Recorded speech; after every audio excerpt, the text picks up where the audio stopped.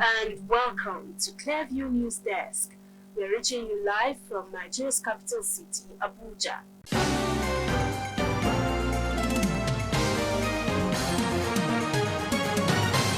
Another coup attempt fails in Burkina Faso as government arrests security officials involved. Let's sign foreign president to fix Nigeria, says popular actor Okili. Our heritage under threat. Indigenous Lagosians decry marginalization by migrants.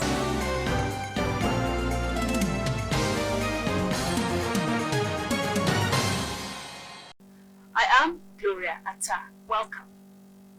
There was tension in parts of Lagos this Friday morning as a group of indigenous Lagosians staged a protest accusing Yoruba migrants from neighboring southwestern states of allegedly bringing unrest and disrepute to the original inhabitants of the state.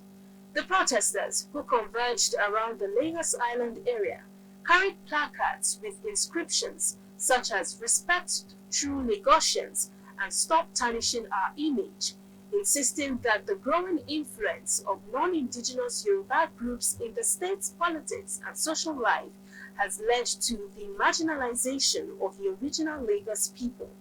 Some of the demonstrators expressed frustration over what they described as an identity hijack, claiming that recent political developments have sidelined true Lagos indigents. The protest comes amid renewed conversations around ethnic identity, ownership, and political inclusion in Lagos, a state historically known for its cosmopolitan nature and diversity.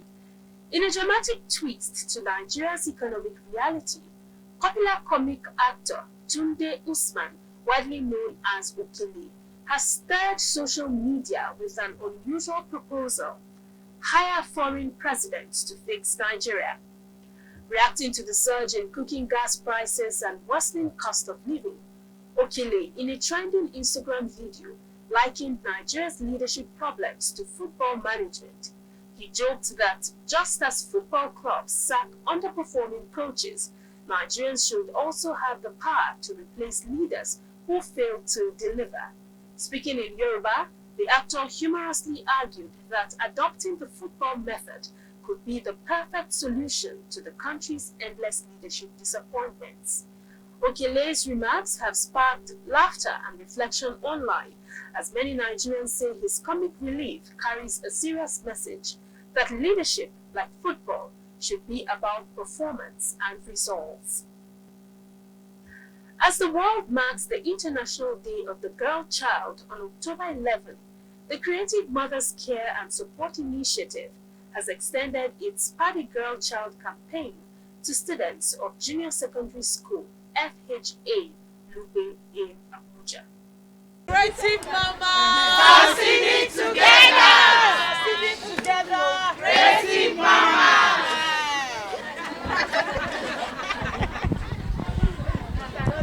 Founder of the initiative, OK Chigozie, said the outreach aims to promote menstrual hygiene and celebrate the resilience of the girl child while amplifying their voices and leadership potential. She described the Part a Girl Child campaign as part of organization's ongoing effort to empower the girl child and ensure that no girl misses school due to lack of sanitary products. So today we've come to celebrate International Day of Girl Child with our girls. We do outreach every year. So this year we decided to come to school and educate our girls on menstrual hygiene, counsel them, talk to them, and also tell them that they can be what they want to be and who they want to be, and defeat self-inferiority conflict. So that's why we've come to empower them and talk to them. We are trying to make the girls to understand who they are, their personality makeup. Most of them at this age have identity crisis. They don't really know who they are. That's why you can see the boys out there deceiving them with all those their words. But today we have empowered the girls with the right choice of words, making them to understand who they are, that they are lioness, that they are brave, that they are beautiful and their makeup is the best, that the world is in need of the girls. Some of the beneficiaries expressed gratitude, thanking OK Chigozie, founder of Creative Mothers Care and Support Initiative, for her thoughtfulness and encouragement. Right now, I'm on menstruation now. I feel good because I got it. My pad is about to finish, so I'm happy because of it. I'm happy I got it. I like to say, may the God bless the foundation, their family, and let Him make it easier for them, make everything possible for them. I feel good that I got it today because I'm supposed to have my period next week, but this will really help me a lot. And I want to say thank you to the company. God bless in Jesus' name. Things as I'm more scared of as a female child is being embarrassed by people, being molested, and being taken for granted or being betrayed. I'm so happy and I'm so glad to be here. And I'm so grateful that they came to give us all these things. And I know it will help me a lot. Sometimes I'm so afraid when sometimes I'll be saying, oh my God, all this blood that used to come out every time, I don't understand. Is this how I will live for the rest of my life? One of my challenges is that sometimes I might be in school, then my menstruation starts, and sometimes I might not know, the thing just disgraces me. Then I'm just walking around and somebody tells me that, hey, you're seeing your menstruation, like this, being disgraced and being ashamed. But I'm not ashamed to be a girl because I know why God created me to be a girl. I know His purpose, so I'm not ashamed. I expect that I will see something like this today. Almost everybody, I was thinking like everybody hates us, but I see love today. Everybody was showing us kindness and love. God, I want to say thank you for everything that happened today. The Creative Mothers Care and Support Initiative is a non-governmental organization dedicated to uplifting girls, vulnerable women, and the elderly, as well as supporting victims of sexual abuse. This year's theme, The Girl I Am, The Change I Lead, Girls on the Front Lines of Crisis, underscores that girls are not just victims, but powerful agents of transformation in their communities. Imefon Okon reporting for Clip. Preparations are in top gear for the 8th Nigeria Diaspora Investment Summit 2025, set to hold from November 11 to 13 in Abuja. With the theme, Fast-Tracking Regional and National Development by Mobilizing Diaspora Investment, the event, organized by the Nigerians in Diaspora Commission, NIDCOM, aims to strengthen collaboration between Nigerians abroad and local businesses in driving the nation's economic growth and development. The report. The previous edition of the summit, held in November 2024, saw significant participation from investors, business owners, and government officials. The event was attended by over 1,500 participants, leading to 168 investments worth approximately 673 million naira across 8 key sectors of the economy. The creative, entertainment, and sports sector emerged as top on the list with 39 deals, while infrastructure and real estate secured 201 million across 22 deals. The energy sector also saw impressive deals worth 172 million naira, as well as the agribusiness, which recorded 28 deals worth 103 million naira. NDIS is unique, and I'll tell you why. It's not only because of the opportunities it generates, but the trust it inspires. With the active involvement of key government agencies and regulators, diaspora investors are assured that their investments are shielded and their engagements are structured, credible, and aligned with Nigeria's national development priorities. It is this strong foundation of trust and accountability that explains why, with every edition of NDIS, we continue to attract growing participation from both diaspora and international investors and local businesses. So as we prepare for the 8th edition scheduled for 11 to 13 November 2025 in Abuja with the theme Fast-Tracking Regional and National Development. By mobilizing diaspora investments, we are determined to build on this momentum. We started gradually, we're growing. This year, we will continue to spotlight sectors critical to Nigeria's transformation. We look at finance and fintech, ICT, creative industries, sports and entertainment, agribusiness, healthcare, education, real estate and infrastructure, manufacturing, and energy. The summit, since its inception, has positively impacted Nigeria's economy, contributing over 500 million naira returns, while also creating jobs for young people as well as opportunities for skill development by enabling local businesses to expand their operations and reach new markets. The organizers of the summit are calling for sponsorship from organizations with benefit of high-level visibility and diverse networking opportunities. Interested participants are advised to register on the summit's website. The event is expected to attract distinguished business leaders, diaspora investors, policy champions, and creative icons, making it a premier platform for driving economic growth and development in Nigeria. Today, Fairview News Desk beams the spotlight on Adebayo Adelabu, Nigeria's Minister of Power and former Deputy Governor, Operations of the Central Bank of Nigeria. Let's take a look at his personal, political, and ministerial background and what his prospects might look like in the future of Nigerian politics. Born to Aderigbigbe Adelabu of Oke Oluokun Compound, Kudeti area in Ibadan, Oyo State, on September 9, 1970, Adelabu attended Ibadan Municipal Government Primary School, Agodi Ibadan, from 1976 to 1982, before proceeding to Lagelu Grammar School, Ibadan, from 1982 to 1987. After his secondary school education, he proceeded to the Obafemi Awolowo University, Ile-Ife, where he graduated with a first-class degree study in accounting. He is a fellow of the Institute of Chartered Accountants of Nigeria, ICAN, and also a fellow of the Chartered Institute of Bankers of Nigeria, as well as an associate member of the Institute of Directors of Nigeria and the United Kingdom. Adelabu has also taken up professional courses in various business schools, including Harvard, Stanford, Wharton, Columbia, Kellogg's, Euromoney, and the University of London. Adelabu's professional journey began with Price Waterhouse, now PricewaterhouseCoopers, an international firm of chartered accountants and management consultants.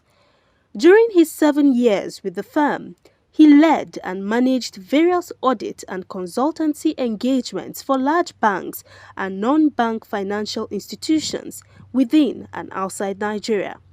He left the PwC to the banking sector, where he worked for a number of notable banks at the time. Adelabu rose through the ranks and was later appointed as the Deputy Governor, Operations of the Central Bank of Nigeria by former President Goodluck Ebele Jonathan in February 2014.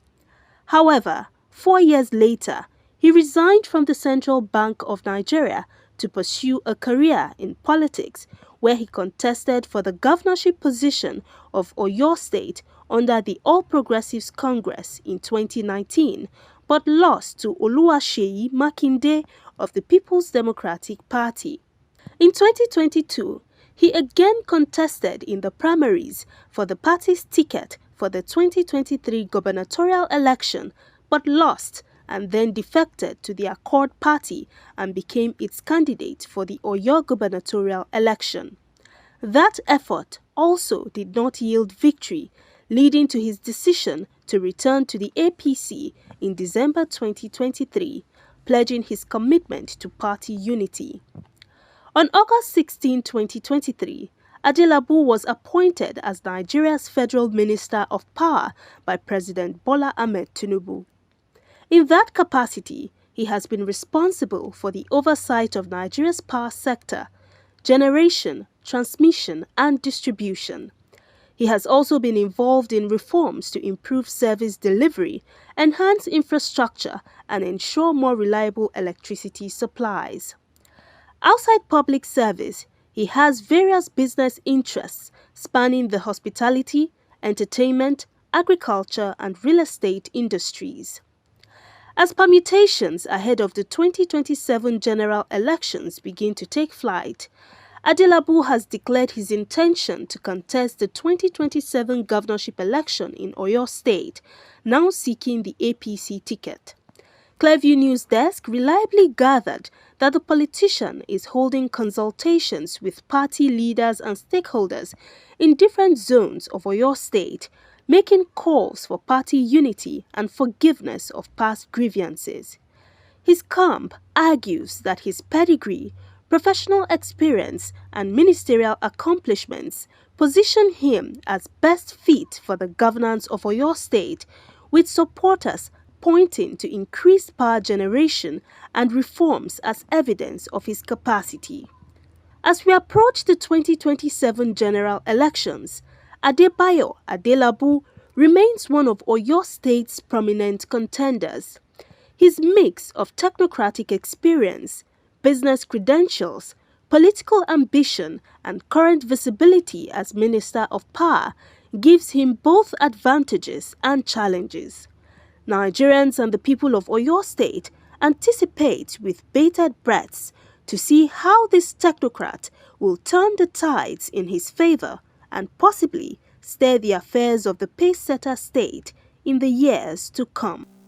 Now, the government of Burkina Faso has announced the arrest of 8 employees of the Netherlands-based International NGO Safety Organization, INSO, on allegations of espionage.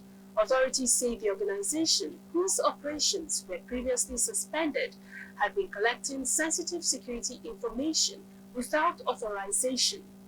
In a press briefing earlier this week, Security Minister Mahamadou Sana stated that the group's activities had been under surveillance for some time and that investigations, aided by public reports, revealed what he described as an espionage network operating within the country.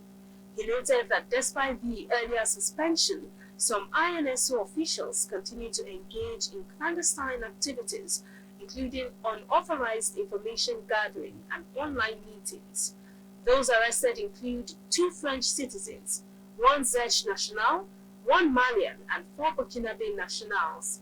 INSO, which began operations in Burkina Faso in 2019, was suspended on July 31st this year, as preliminary findings indicate the organization allegedly collected data on military convoy routes, security force positions, and areas of contact with armed groups, information the government says could compromise national security. If you are just joining us, you're watching the news on Clearview News Desk. We will be back after this break. Stay with us.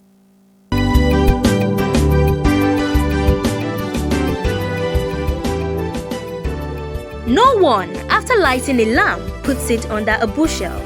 This is therefore a call to individuals, organizations, embassies, political office holders, and more to inform the world about their activities and achievements through documentaries.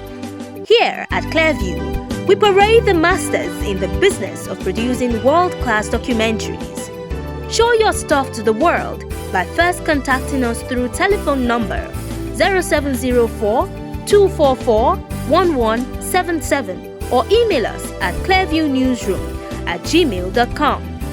Watch Clearview News at 7 p.m. daily, Monday to Friday on MITV, channel 255, DSTV, and on our YouTube and Facebook pages. Clearview News Desk. We clear the view, one time and for all time. You're welcome back. Peru is once again plunged into political uncertainty following the removal of President Dina Bolate from office after a late-night vote in Congress. Lawmakers across party lines supported the motion, citing what they described as her permanent moral incapacity.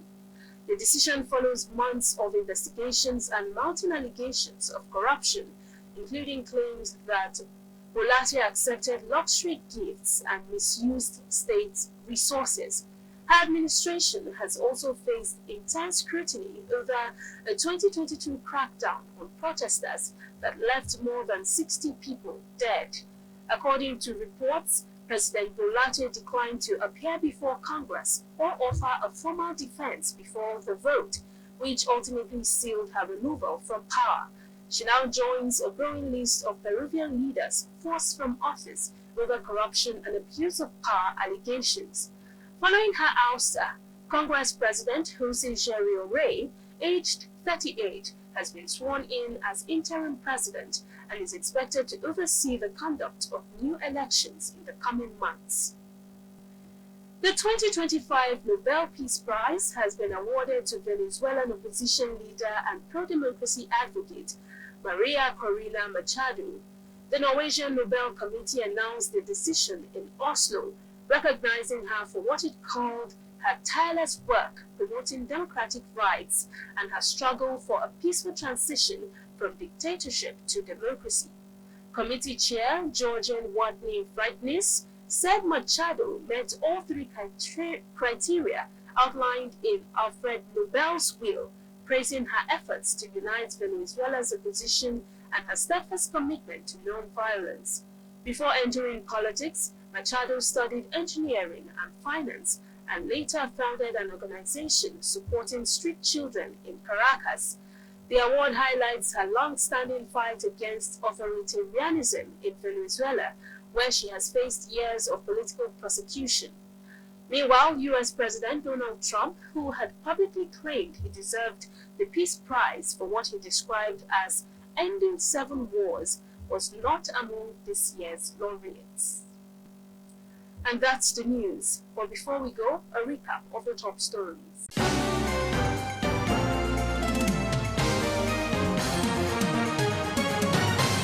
The government of Burkina Faso has announced the arrest of 8 employees of the Netherlands-based International NGO Safety Organization on allegations of espionage. In a dramatic twist to Nigeria's economic reality, popular comic actor Tunde Usman, widely known as Okili, has stirred social media with an unusual proposal: hire foreign presidents to fix Nigeria. There was tension in parts of Lagos this Friday morning as a group of indigenous Lagosians staged a protest accusing Yoruba migrants from neighboring southwestern states of allegedly bringing unrest and disrepute.